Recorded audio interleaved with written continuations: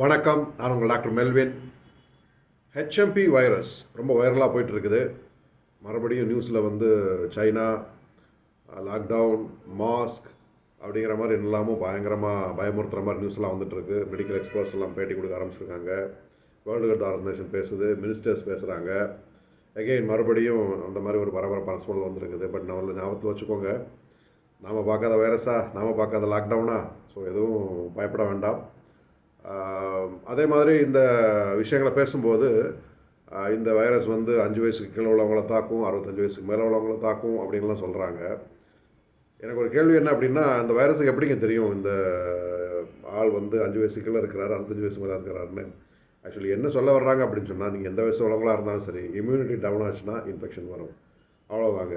அதை ஞாபகத்தில் வச்சுக்கோங்க. ஸோ உங்களோட இம்யூனிட்டியை பூஸ்ட் பண்ணணும் அப்படின்னு சொன்னால் எக்ஸசைஸ், டயட், வாட்டர் இன்டேக் இதில் எல்லாம் கவனம் வைங்க. ஹாப்பியாக இருங்க, பயப்படாமல் இருங்க. பயந்தாங்க ரொம்ப மோசமான வைரஸ், அதை ஞாபகம் வச்சுக்கோங்க. உங்களுக்கு தேவைப்படும் போது ஹோமியோபதி மெடிசன்ஸும் எடுத்துக்கோங்க. இந்த பனிக்காலம், வின்டர் சீசன் இன்னும் தீவிரமாக கண்டினியூ ஆகிட்டு இருக்குது.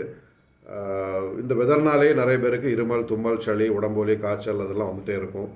அதுக்கு எதுவும் பயப்பட வேண்டாம். அது எந்த வைரஸ், எந்த ஊரை சேர்ந்தது, அதுக்கு வெயிட் என்ன, ஹைட் என்ன, கலர் என்ன அப்படிங்கிற ஆராய்ச்சியெல்லாம் கவர்மெண்ட்டும் மருத்துவத்துறை பண்ணிக்கட்டும். நீங்கள் மக்களாக என்ன பண்ணுறங்க அப்படின்னா, ஊரெல்லாம் வந்து ஹோமியோபதி டாக்டர்ஸ் கிளினிக் வச்சு மக்கள் சேவையாட்ட காத்திருக்காங்க. அவங்கள்ட்ட போங்க, இந்த சிம்டமுக்கான சிம்டமேட்டிக் ட்ரீட்மெண்ட் எடுங்க, சூப்பராக குணமாகலாம். உங்களுக்கு வந்து இம்யூன் பூஸ்ட் பண்ணதுக்கான மருந்துலையும் வாங்கி சாப்பிட்டுக்கோங்க.